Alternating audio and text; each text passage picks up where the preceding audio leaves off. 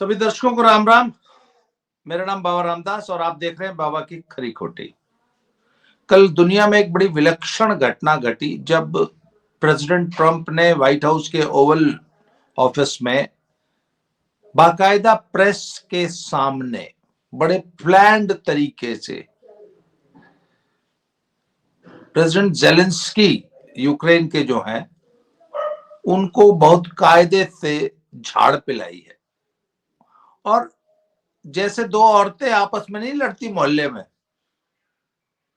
या वो हमारे न्यूज चैनल्स पे जैसे आजकल बहस होती है, एक आदमी बोलता चला जा रहा है, दूसरा आदमी भी बोलता चला जा रहा है, और जैसे कांग्रेस और बीजेपी के प्रवक्ता एक दूसरे से आपस में लड़ते हैं, तकरीबन उस तरीके की बातचीत व्हाइट हाउस में सारी दुनिया ने देखी। अब बात यह है कि ऐसी बात नहीं है कि लीडर्स आपस में बंद कमरे में जब बातचीत होती होगी तो लड़ पड़ते होंगे, गर्मा गर्मी निश्चित हो जाती होगी। आखिर दो इंसान है, बात कर रहे हैं, डील कर रहे हैं, निगोशिएट कर रहे हैं, गर्मा गर्मी हो जाती होगी, पर ये कम से कम बाहर नहीं आती। तो कैमरा के सामने पूरी दुनिया को दिखा के जो ये काम हुआ है, इसका क्या निहितार्थ क्या है, इसके क्यों हुआ, ये क्या दिखाना चाहता था ट्रंप, इसके पीछे की कहानी क्या है, इस पे आज हम चर्चा कर रहे हैं देव भाई से। मेरे साथ है देव लोहान जी, एडवोकेट हैं, जेएनयू के पढ़े हैं, वामपंथी रहे हैं, पहले बड़े प्रखर वामपंथी, आजकल राष्ट्रवादी हो गए हैं। देव भाई राम राम। राम राम राम। देव भाई क्या कहेंगे आप? बाबा जी, पहले मैं थोड़ा सा, एक तो मैं वामपंथी आजकल नहीं हुआ हूँ। मैं 23 दिसंबर 2019 से ही वामपंथ से और नास्तिकता से मेरा जो रिश्ता था वो खत्म हो चुका था। हाँ जी। हाँ जी, तो बहुत पुराना। दूसरा, मैं जेएनयू से पढ़ा नहीं हूँ। मैं जेएनयू पे CPI, communist party of India ने डेपुटेशन पर भेजा था कि वहां पर जाकर AISF, all India student federation का कोई बेस बनाओ। और मेरे वहां जाने के बाद ही पहली बार कन्हैया कुमार जो है वो एआईएसएफ से प्रेसिडेंट बने थे। अच्छा। हाँ जी, तो ये जो भी हुआ ये साफ साफ एक संदेश था बाबा जी। अब तक दुनिया में ना ओल्ले के नीचे बहुत कुछ हो जाया करता। हरियाणवी में कहते हैं कि ओल्ले भीतर बहुत कुछ हो जाया करता। लेकिन पहली बार ट्रंप ने ना वो ओल्ला उतार फेंका बाबा जी, और वो संदेश देना था लोगों को, जो लोग बहुत सालों से दुनिया को चला रहे हैं, बहुत ही सालों से। तकरीबन तकरीबन मैं बात करूं, इस्लाम बनने के बाद से ही दुनिया को वही लोग चला रहे हैं। जब क्रिश्चियनिटी बनी थी आज से लगभग 2000 साल पहले, 2000 से थोड़ा सा ज्यादा ही साल पहले, तो उस टाइम से लेकर आज तक कुछ दुनिया की संस्थाएं हैं, वो दुनिया की संस्थाएं ही पूरी दुनिया को चला रही हैं। वो दोन लोगों को नहीं पता लगता। लोगों का काम है हो हल्ला करना और उनके दिए हुए नैरेटिव को अपने यहाँ पे आके निभा देना। आपने, बाकी सबने इल्यूमिनाती नाम के एक संगठन का बहुतों बार नाम सुना होगा कि भाई ये इल्यूमिनाती क्या सिस्टम है। क्यू का बहुत बार नाम सुना होगा। आप सब लोगों ने वहीं पे क्राउन का बहुत बार नाम सुना होगा। आपने फ्री मैसनरी का बहुत बार नाम सुना होगा। तो लोग, कुछ लोग कहते ये नहीं है, कुछ लोग कहते ये हैं। लेकिन बाबा जी, ऐसा कुछ नहीं है कि ये नहीं है। दुनिया में सब चीजें मौजूद हैं। और यही लोग वो लोग हैं जो मात्र थोड़ी सी मेहनत के साथ ही पूरी दुनिया के अंदर संवाद स्थापित करने में, नैरेटिव स्थापित करने में सबसे प्रमुख भूमिका निभा रहे हैं। इनका जब दिल करता है ये सरकारें बनवाते हैं, इनका जब दिल करता है सरकारें गिरवा देते हैं। मोहम्मद गद्दाफी लीबिया के एक लीडर थे। गद्दाफी ने दुनिया में चमत्कार करके दिखा दिया और दुनिया में एक नहर निकाली, अपने लोगों को गरीबी से निकाला उसने। वहां पे जो भी बुनियादी सुविधाएं थी बहुत हद तक वो सही कर दी थी, और मात्र 5 साल में एकदम से फिर गद्दाफी की सरकार गिरवा दी गई। गद्दाफी के ही लोगों ने गद्दाफी को एक बंकर से, एक गुफा से खोद के निकाला और गोली मार दी। आज लीबिया की क्या हालत है। वो वही लोग थे जिन्होंने वो संवाद स्थापित किया। वही लोग थे जिन्होंने इराक में सद्दाम हुसैन के खिलाफ एक मुहिम चालू करवाई। उन्होंने कहा weapon of mass destruction, WMD जो है वो वहां पर, हाँ, आज तक एक बंदूक नहीं ढूंढ पाया अमेरिका वहां पे। आज भी अमेरिका की सरकार है, लेकिन इराक जो एक हंसता गाता खेलता अच्छा एक सेटल्ड मुल्क था, वो मुल्क बर्बाद हो गया, ईरान बर्बाद हो गया। उन्हीं लोगों को एक साफ चेतावनी ट्रंप ने दी है कि ये मैं आ गया हूं और मैं दोबारा आया हूं। इन 4 सालों में आपने मेरे साथ जो जो किया, यानी कि 2021 से 2024 तक आपने मेरे साथ जो जो किया है, तो अब मैं एक जख्मी शेर हूं और मैं पूरी दुनिया में आपका खेल समझ चुका हूं। पहले 4 साल में आपका खेल नहीं समझा था। मेरे को नहीं पता था कि हंटर हंटर बिडेन जो है वो क्या कर रहा है, ब्रैक ओबामा का क्या काम है, लिंकन फाउंडेशन का क्या क्या काम है, US एड क्या काम कर रहा है, ये हिडन सोसाइटीज क्या काम करती हैं, इमरान इमरान खान को क्यों हटाया गया है, बांग्लादेश को क्यों बर्बाद किया गया है मोहम्मद यूनुस के थ्रू, श्रीलंका में क्या काम चल रहा है। तो अब ट्रंप ने आके खुल्लम खुल्ला इनके खिलाफ युद्ध का ऐलान किया है और पूरी दुनिया को एक साफ साफ चेतावनी दे दी है कि अगर कोई इस टाइम पे ताकत है तो वो मैं हूं। और ये दुनिया में पहली बार नहीं हुआ है बाबा जी, ये पहली बार नहीं है कि ये पहली बार इस तरह का कोई खेल हो रहा है। हाँ, बहुत सालों बाद पहली बार है। जो हमारे आपकी उम्र है या आपसे भी जो बहुत बड़ी उम्र के भी लोग हैं, उन्होंने भी ये नहीं देखा। पिछले 100 साल में मैं कह सकता हूं कि पिछले 100 साल में पहली बार किन्हीं दो राष्ट्र अध्यक्षों ने पूरी दुनिया के सामने आके इस तरह की बात की है, और जो बिल्कुल एक वाजिब बात थी, जो बिल्कुल एक लॉजिकल बात थी। और जेलेंस्की के साथ जो इन्होंने किया, वो इंसान इससे बहुत ज्यादा बदतर व्यवहार का प्रार्थी है, वो उससे बहुत ज्यादा बदतर व्यवहार डिजर्व करता है। तो ये कहानी ट्रंप ने दोबारा से पूरा चैप्टर खोला बाबा जी। और पूरी दुनिया के अंदर है ना, एक हरियाणा में भी और हमारे जो उत्तर भारत में भी कुछ लोगों ने NWO के नाम पे बहुत हल्ला काटा है, जिसमें मेरे भी कुछ पुराने मित्र शामिल थे कि न्यू वर्ल्ड ऑर्डर आ जाएगा, दुनिया खत्म हो जाएगी, मोदी तो न्यू वर्ल्ड ऑर्डर लाना चाहता है। मोदी जी ने खुद संसद भवन ने, माफ कीजिए, लाल किले के ऊपर से न्यू वर्ल्ड ऑर्डर का नाम लिया है। कई बार उन्होंने संसद भवन में भी जब उनका अभिभाषण हुआ है, उसमें भी उन्होंने न्यू वर्ल्ड ऑर्डर का नाम लिया है। तो ये न्यू वर्ल्ड ऑर्डर आ चुका है, और ये न्यू वर्ल्ड ऑर्डर ने पहली चुनौती दे दी है, इल्यूमिनाटीज को चुनौती दे दी गई है, ये क्राउन को चुनौती दे दी गई है। इसी वजह से जो जेलेंस्की है वो अमेरिका में अपनी फजीहत करवाने के बाद सबसे पहला मुल्क जहां पहुंचा, वो अपने देश नहीं आया, यूक्रेन वापस नहीं आया, वो सीधा पहुंचता इंग्लैंड बाबा जी। हाँ जी।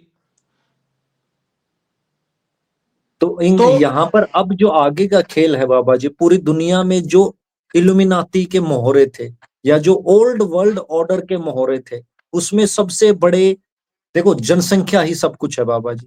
हमारे देश में मूर्खों ने पता नहीं क्यों जनसंख्या विरोध किया, और हम दो हमारे दो कह के हमारी जनसंख्या को कम करने की कोशिश करी।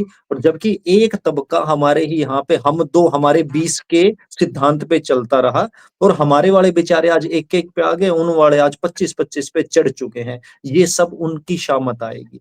भारत के अंदर, श्रीलंका के अंदर, बांग्लादेश के अंदर, पूरी दुनिया के अंदर जो भी वो लोग थे जो एंटी नेशनलिस्ट थे।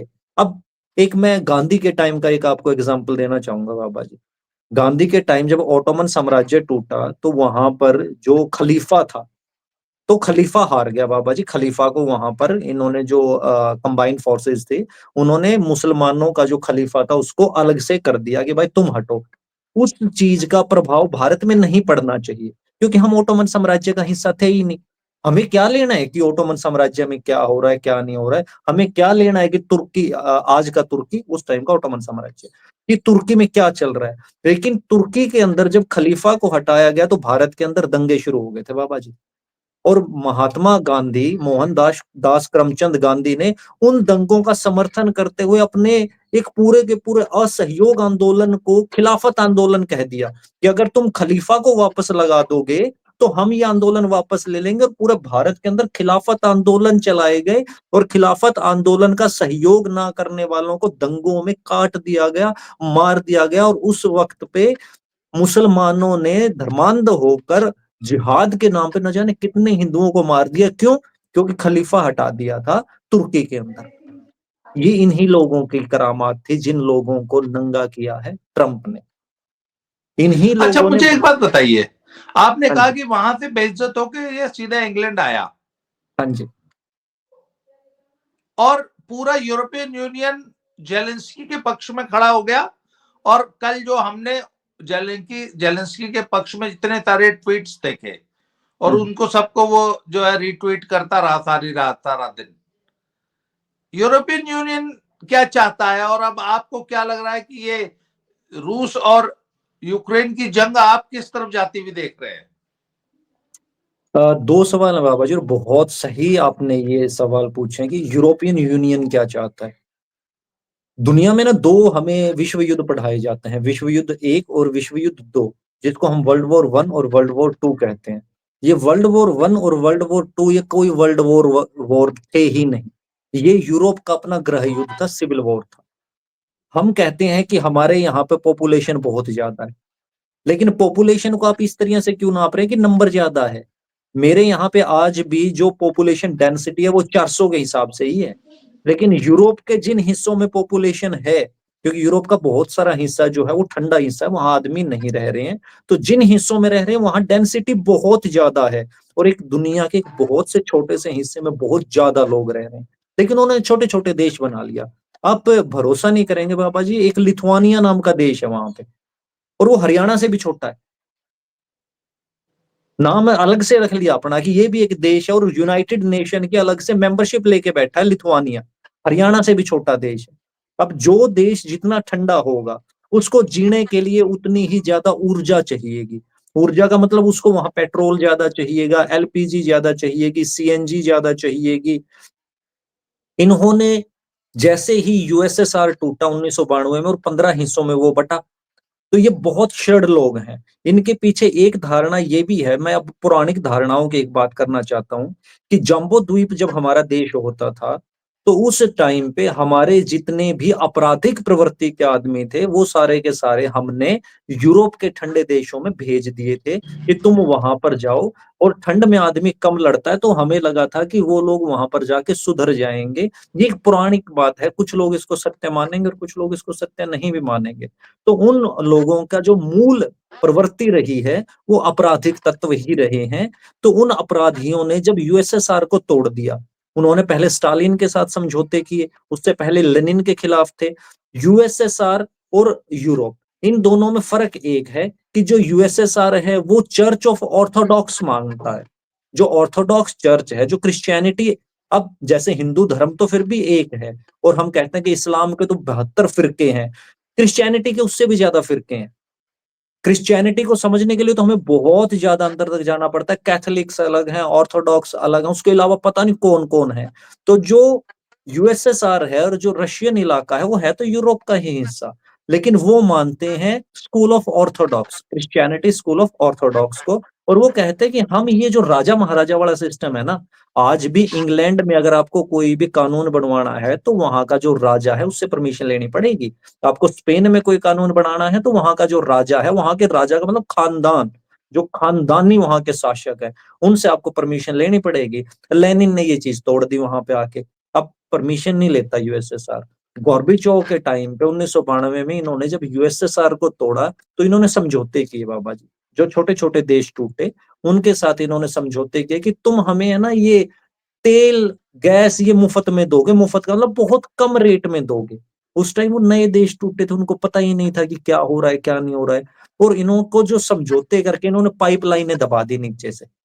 अब वो पाइपलाइनें दबा के इन्होंने इतने सस्ते में तेल लेना शुरू कर दिया, इतने सस्ते में गैस लेनी शुरू कर दी कि इनके यहाँ पे इन्फ्लेशन जो था वो रुक गया बाबा जी। अब मेरे यहाँ पे 1947 में एक किला 1 रुपए का मिलता था बाबा जी। आज मेरे यहाँ पे 2025 में एक किला 1 करोड़ का मिलता है बाबा जी। किला तो वही है। तो जो 1 रुपया था और 1 करोड़ था, ये बीच में जो पूंजी आई ये खा कौन गया और ये कैसे खाई गई? यानी कि एक किले का जो वजन था 1947 में वो 1 किले के बराबर था। आज 1 करोड़ रुपये का जो वजन है वो 1 किले के बराबर है। तो वजन कौन खा गया? वो वजन खाता जी इन्फ्लेशन। अब उन्होंने इन्फ्लेशन से वजन नहीं खाने दिया, अपनी यूरोपियन यूनियन का वजन उन्होंने संभाल के रखा, क्योंकि मुफ्त के भाव में तेल और गैस लेनी शुरू कर दी। 1992 में जब वहां पर पुतिन आया रशिया के अंदर, तो रशिया लगभग बर्बाद था। अब रशिया हो गया जी मजबूत। रशिया ने कहा भाई ये क्या तुमने गदरफंड मचा रखा है, मेरे यहाँ का तेल है, क्योंकि है तो ये यूएसएसआर का ही हिस्सा, तुमने तोड़ दिया तो क्या है, अगर आज पाकिस्तान बन गया तो क्या बात है तो अखंड भारत ही, आज नहीं तो कल मैं वापस लूंगा उसको, कहीं ना कहीं तो मैं एक ना एक दिन में उसको वापस लूंगा। तो रशिया ने कहा कि ये जो है सस्ते तेल का खेल यहाँ खत्म करो। उन्होंने कहा कि हम खत्म नहीं करेंगे।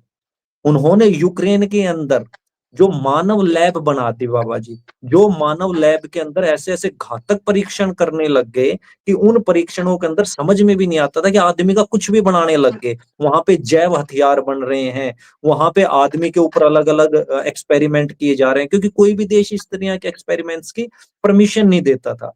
लेकिन एक आदमी जो जेलेंस्की था, वो एक नाटक करता था बाबा जी, जिस नाटक का नाम था पीपल ऑफ द यूनियन करके कुछ था, सर्वेंट ऑफ द पीपल। तो वो नाटक इन्होंने इतना हिट करवाया यूरोपियन यूनियन ने कि उस नाटक के दम पे 2019 में इसको राष्ट्रपति बनवा दिया, और ये राष्ट्रपति बनते ही जी इसने सारी परमिशन उनको दे दी। यूरोपियन यूनियन के जैसे ही सारी परमिशंस मिली, तो उन्होंने रशिया को आगे तोड़ना शुरू किया, क्योंकि वो लोग कल की परसों की नहीं सोचते, वो लोग सोचते हैं 50 साल आगे की, 100 साल आगे की, इसी वजह से वो इल्यूमिनाटीज हैं। तो जब यूरोपियन यूनियन को ये समझ में आया कि ये तुम्हारा गुलाम यहाँ पे बैठ गया, और वो पूरी दुनिया में अपने गुलाम बिठाना चाहते हैं, उसमें भारत के अंदर राहुल गांधी उनका मोहरा है, बांग्लादेश के अंदर मोहम्मद यूनुस उनका मोहरा है, पाकिस्तान के अंदर शरीफ बंधु उनके मोहरे हैं, पूरी दुनिया में उनके मोहरे चल रहे हैं, क्योंकि पूरी दुनिया की सारी कंपनीज में उनके बड़े शेयर हैं। कोक में उनका शेयर है, माइक्रोसॉफ्ट में उनका शेयर है, एप्पल में उनका शेयर है, ब्लैक रॉक नाम की एक कंपनी, उसको कभी आप गूगल करना ब्लैक रॉक को, आंखें चुंधिया जाएंगी। ईयू इस टाइम पर भी यही चाहता है कि पूरी दुनिया के अंदर हमारी प्रभुसत्ता बनी रहे, ताकि मेरा आदमी मुफ्त में बैठ के खाता रहे, मेरे आदमी को मेहनत ना करनी पड़े। ठंड में रहने का खर्चा ज्यादा है बाबा जी, गर्मी में तो मैं एक लंगोट लंगोट में भी घर पे रह लूंगा, लेकिन ठंड में मेरे को 10 कपड़े पहनने पड़ेंगे, मेरा शरीर जो है वो अलग से ताप मांगेगा। तो यूरोपियन यूनियन चाहती है कि पूरी दुनिया में प्रभुसत्ता मेरी बनी रहे। और अमेरिका के अंदर इनका झगड़ा आज का नहीं है बाबा जी, इनका रिपब्लिक और डेमोक्रेट्स का पहला झगड़ा होता है 1861 में, जब पहला रिपब्लिकन प्रेसिडेंट लिंकन, तो आप सबने नाम सुना होगा अब्राहम लिंकन, अब्राहम लिंकन जब 1860 में प्रेसिडेंट बन जाता है, और वो कहता है कि मैं गुलामी हटा दूंगा। तो आज के दिन जो ये मानव अधिकारों के लिए चिल्ला रहे हैं ना, जो मैंने, और हर यहाँ पर उत्तर भारत में भी जब आप देखोगे, तो जेलेंस्की के पक्ष में सबसे ज्यादा जय जय जय जय करने वाला वो आदमी है जो मानव अधिकारों के लिए सबसे ज्यादा चिल्ला रहा है। वो इस बात को याद रखे कि 1861 में जब रिपब्लिकन एंटी स्लेवरी बिल लेके आए थे, तो यही डेमोक्रेट्स थे जिन डेमोक्रेट्स ने युद्ध छेड़ दिया था यूनियन आर्मी के खिलाफ, अपनी खुद की कॉन्फेडरेट आर्मी बनाकर, कि हम भाई स्लेवरी खत्म नहीं होने देंगे। और आज भी वही लोग हैं जो स्लेवरी चालू रखे हुए हैं पूरी दुनिया के अंदर। $350 बिलियन आपने युद्ध के अंदर झोंक दिए, इस $350 बिलियन में पूरे अफ्रीका के 8 से 10 देश गरीबी से निकल जाते बाबा जी। तो उन लोगों को गरीबी से निकलने नहीं देना चाहता यूरोपियन यूनियन। फिर ये इंग्लैंड ही क्यों गया, क्योंकि इंग्लैंड हेडक्वार्टर बाबा जी इनका, और वो आज से हेडक्वार्टर नहीं है, वो बहुत लंबे अरसे से इनका हेडक्वार्टर है। और ये खेला बिगड़ता है जब क्वीन एलिजाबेथ जो थी, जो भी गुजर गई हैं, क्वीन एलिजाबेथ भी 6 महीने पहले गुजर चुकी थी। इन्होंने उस चीज को दुनिया के सामने रिवेल नहीं किया कि भाई ये मर चुकी है, उन्होंने अपने सेटल किया अकाउंट्स पहले। तो ये खेला उसी दिन से बिगड़ गया था कि अब जो उसका बेटा है प्रिंस जो चार्ल्स, वो किंग चार्ल्स जो है, वो उतना ज्यादा दुनिया के अंदर प्रभावशाली नहीं है। तो ये उनको बताने गया है कि बाबूजी मालिको ये देखो ये क्या कर दिया मेरे साथ, ये तो ट्रम्प तो बहुत आगे चला गया है, ट्रम्प तो अब हथियार बिकने नहीं देगा, ट्रम्प लड़ाई के लिए मना कर रहा है। और दुनिया के अंदर यूएसए वर्सेस रशिया, ये क्लासिकल एक सिंड्रोम है, अगर यही सिंड्रोम खत्म हो गया तो लड़ाई खत्म है। और दुनिया में जितना पैसा हथियारों पे जा रहा है, वो सारा पैसा अगर मात्र 1 साल के लिए हम प्रगति के ऊपर लगा दें, तो पूरी दुनिया चहक उठेगी बाबा जी, पूरी दुनिया चमक उठेगी। इस वजह से गया बाबा जी। तो अब अच्छा, पिछले कुछ दिनों से जब से ट्रंप आया है और ट्रंप ने जो नजदीकियां बढ़ानी शुरू की पुतिन के साथ, ही has been talking to Putin regularly, 90-90 minute की कॉल्स हुई है। और अभी इसके पीछे जो कारण बताया जा रहा है कि यदि ट्रंप और पुतिन की नजदीकियां बढ़ती हैं, यूएस और रशिया जो है उनकी तलखियां कम होती हैं, वो अगर दोस्ती का हाथ बढ़ाते तो इससे चाइना बहुत असहज हो जाता है। तो अभी क्या निकट भविष्य में आप यूक्रेन रशिया वॉर में कुछ कमी आने की या बंद होने की संभावना देखते हैं, पहला सवाल। और यदि वाकई रशिया और यूएस नजदीक आते हैं तो चाइना कैसे रिएक्ट करेगा? और हमारे इंडियन सब कॉन्टिनेंट में, ये हालांकि बहुत बड़ा प्रश्न हो गया, हाँ जी, हाँ जी। तो एक एक करके इनका जवाब दीजिए कि हाँ, सबसे मैं पहले तो एक-एक अभी आप रशिया यूक्रेन युद्ध का क्या भविष्य देख रहे हैं अगले 2-3 महीने में, 6 महीने में? यूरोपियन यूनियन की परीक्षा का वक्त आ गया बाबा जी। इनके पास जितना धन था, ये सारे का सारा धन इन्वेस्ट करवा रहे थे अमेरिका का अब तक। अब अमेरिका ने कह दिया है कि मैं अपना धन इन्वेस्ट नहीं करूंगा। अगर तुमने मेरे से हथियार लेने हैं तो खरीदो, और पैसा चाहिए कैश, उधार नहीं दूंगा। ये जो 350 बिलियन रुपए इन्होंने दिए थे, ये एड के नाम पे इशू किए गए थे। ट्रंप ने आके कह दिया कि भैया मैं अब ये एड नहीं मानूंगा, मैं इसको लोन कंसीडर करूंगा। तो हाँ, ये जो वॉर है, ये अब यूरोपियन यूनियन कितना पैसा यहाँ इन्वेस्ट करेगी? क्योंकि पिछले जब से ये वॉर शुरू हुआ है, यूरोपियन यूनियन की जितनी भी इकोनॉमी है वो हाइपर इन्फ्लेशन में है। वहां पे जितने हमारे भारत के साथी भी रह रहे हैं, वो भी इस बात की तस्दीक करेंगे कि वहां पे पहले अगर 1 रुपया लगता था जीवन जीने में, तो आज वहां पे 4 रुपए लग रहे हैं। हाइपर इन्फ्लेशन हो गया, सारी चीजों के रेट बढ़ गए, अंडे के रेट बढ़ गए, ब्रेड के रेट बढ़ गए। क्यों बढ़ गए? क्योंकि पेट्रोल के रेट बढ़ गए। और ये पूरी दुनिया के लिए अच्छी सिचुएशन है। दिखाया कुछ और जाता है, होता कुछ और है। चीन भी खुश है। चीन को भी ये पता है कि अगर हेजेमनी टूटती है इनकी, यूरोपियन हेजेमनी अगर टूटती है, तो चीन के साथ जो 3 ओपियम वॉर हुए हैं, दुनिया में कोई कुछ नहीं भूलता बाबा जी। और इतिहास इस वजह से पढ़ना जरूरी है, क्योंकि जब आप उस स्तर पर जाके बैठ जाते हो, तो इतिहास ही आपको दिशा निर्देशित करता है। चीन को बर्बाद एक बार नहीं किया गया, चीन को 3 बार बर्बाद किया, और तीनों के तीनों बार बर्बाद किया गया यूरोपियंस के द्वारा ही। एक बार तो जब ओपियम वॉर थर्ड लड़ा गया, तो हमारे ही देश की जो सिख खालिस्तानी सेनाएं थी, उन्होंने जाके शंघाई के अंदर थाने तक खोल दिए थे। और वहां पे क्यों खोल दिए? ताकि ओपियम, जो अफीम है, अफीम खाते रहे, अफीम बिकती रहे। तो जो ये वॉर है, ये वॉर अभी एस्कलरेट होगा। इस वॉर को एक बार सारे के सारे एस्कलरेशन की तरफ लेके जाएंगे, यानी कि बढ़ावा देंगे इसको, कि भाई ठीक है जेलेंस्की, तेरे को हम और ज्यादा मदद कर रही हैं और तू लड़। अगर यूरोपियन यूनियन ये नहीं करेंगी, तो जापान उनके हिस्से से चला जाएगा। जापान के अंदर भी आज भी उन्हीं का राज है। जापान एक वसाल स्टेट है। जापान खुद अपने कोई भी निर्णय नहीं ले सकता। साउथ कोरिया जो है वो एक वसाल स्टेट है। ताइवान जो है वो अपने निर्णय नहीं ले सकता। पाकिस्तान अपने निर्णय नहीं ले सकता।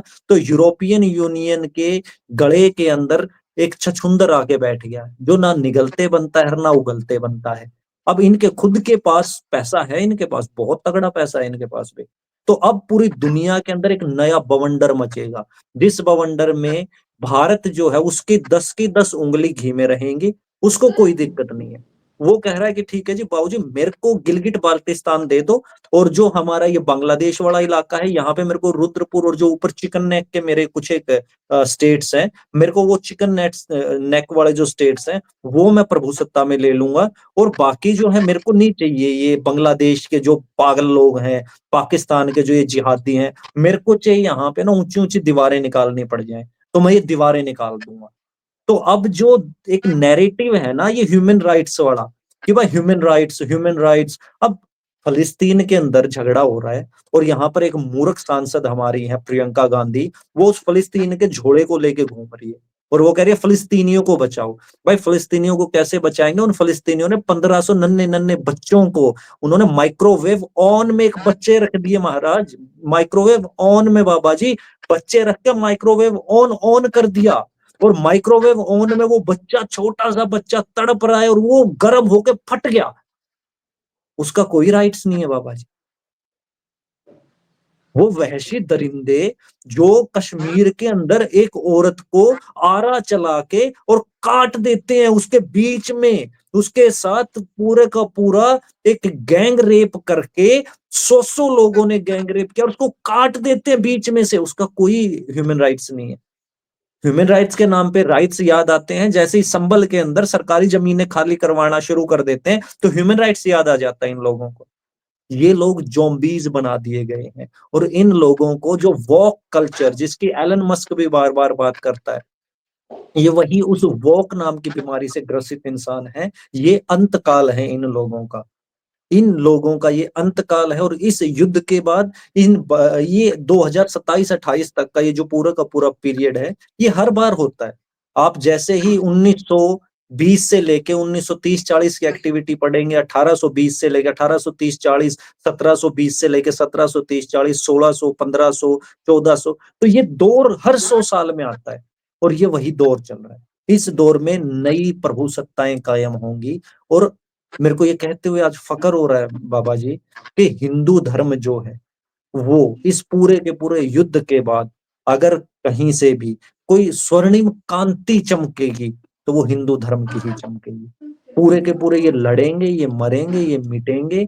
और चाइना की जहां तक बात है, चाइना इस पूरे के पूरे वॉर में कूदेगा ही नहीं। चाइना की पॉपुलेशन को इंटरनेशनली आइसक्रीम पॉपुलेशन कहा जाता है। आइसक्रीम पॉपुलेशन का मतलब होता है बाबा जी जो थोड़े से प्रेशर में पिघल जाए। उसने 3 वॉर लड़े यूरोपियंस के खिलाफ, तो वो तीनों के तीनों वॉर में जीत नहीं पाया। और चाइना को ये पता है कि तेरे हाथ में प्रोडक्शन है, इनके पास प्रोडक्शन नहीं है। बेसिक प्रोडक्शन यूनिट जितने भी हैं वो चाइना के अंदर है। चाइना अपनी पूरी पॉपुलेशन को कंट्रोल करके रखेगा।